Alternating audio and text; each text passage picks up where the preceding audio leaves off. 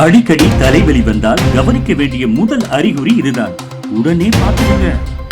தலைவலி என்று சொன்னாலே பலர் அதை சாதாரணம் என நினைத்து சிலர் பல மாத்திரைகளை வாங்கி போட்டு விடுகிறார்கள். தலைவலி வருவதற்கான காரணத்தை அறிந்து கொள்ள விரும்புவதே இல்லை. ஆனால் அடிக்கடி வரும் தலைவலி பலவிதமான காரணங்களால் உருவாகிறது.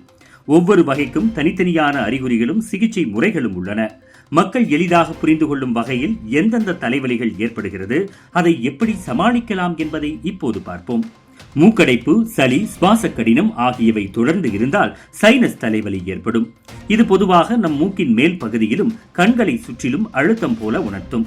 இந்த வலியுடன் மூக்கடைப்பு, முகம் கனமாக இருப்பது போன்ற பிரச்சனைகளும் வரும். இதை சரி செய்ய முதலில் மூக்கு பகுதியை பரிசோதிக்க வேண்டும். மருத்துவ ஆலோசனையுடன் சைனஸ் வாஷ் அல்லது சிகிச்சை எடுத்தால் நல்ல பலன் தரும்.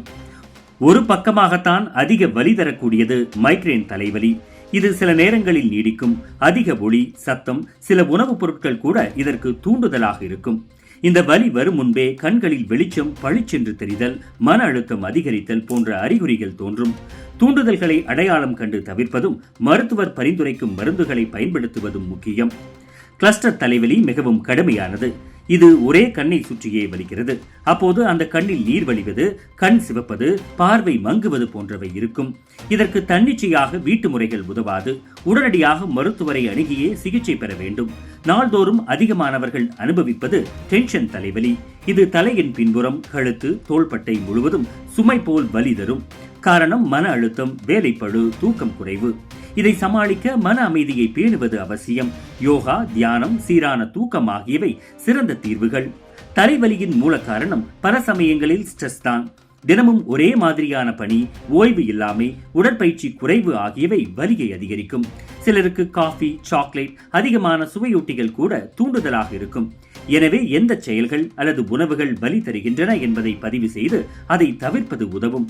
தலைவலி வந்தவுடன் சிலர் உடனே மருந்து எடுத்துக் கொள்வது வழக்கம். ஆனால் அடிக்கடி மருந்துகளை மட்டும் நம்புவது சரியானதல்ல. சரியான வாழ்க்கை முறை, சீரான உணவு பழக்கம், போதுமான தண்ணீர் குடிப்பது, உடற்பயிற்சி செய்வது ஆகியவையே தலைவலியை தடுப்பதற்கான அடிப்படை வழிமுறைகள்.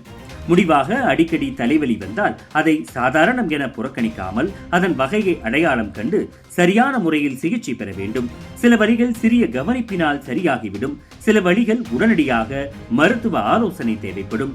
எனவே வலியை தாங்கிக் கொண்டு வாழ்வதற்கு பதிலாக அதற்கான காரணத்தை அறிந்து தடுப்பதே சிறந்த தீர்வாகும்.